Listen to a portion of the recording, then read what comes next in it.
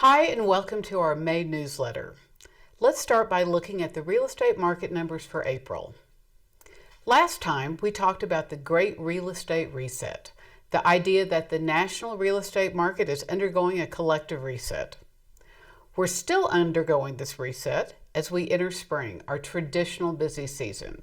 That's why it's important to keep this month's numbers in perspective. This isn't some kind of shift in the overall market, but our normal busy season. So as we look at the April stats, we will compare them to those from the same time last year to better understand our current market. Let's start with some positive news. There were 941 single-family and patio home sales in El Paso County for the month of April. This is up almost 7% from last year. Now for the bad news. There were 1,337 new listings in April. This is down slightly by about 4% from April of last year.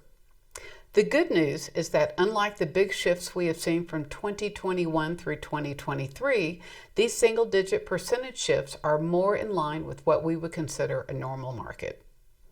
Here's a great example. The current median home sales price in El Paso County is $470,000. This is up 0.75% over April from last year. While this might seem a little boring, it's actually a relief from the past couple of years. Here's a chart that shows the median sales price over the last 10 years. As you can see, in late 2020, prices really started to head up. This continued well into 2022 until the Fed raised interest rates in order to slow inflation. We all worried that prices would fall just as fast as they rose, but due to a lack of inventory, the median sales price seems to be settling in to a more predictable pace.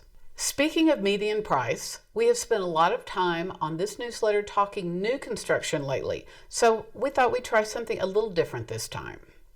What can you get for the median price in our area?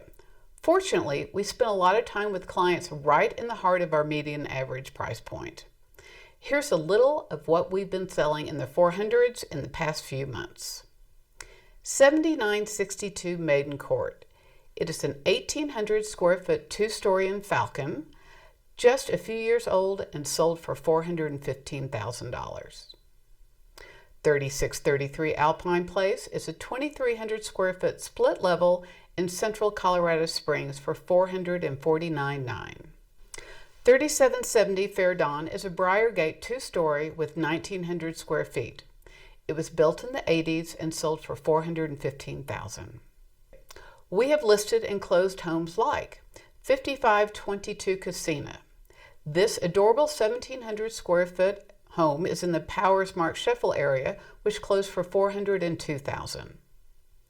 4545 Whimsical, a 1980s built Village 7 split level, is 2,100 square feet and it closed for $414,900.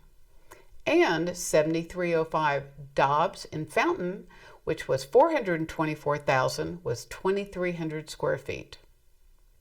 Christine in our office currently has 7965 Campground Drive listed for $469,000, so check that one out. Sampling around the area a bit, we found that you can get some of the following homes right around the $470,000 median home sales price.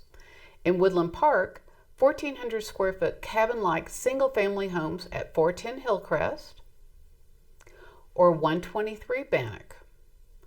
Or you can get a 2,600 square foot townhome like 700 Westwood. This falls into that price point.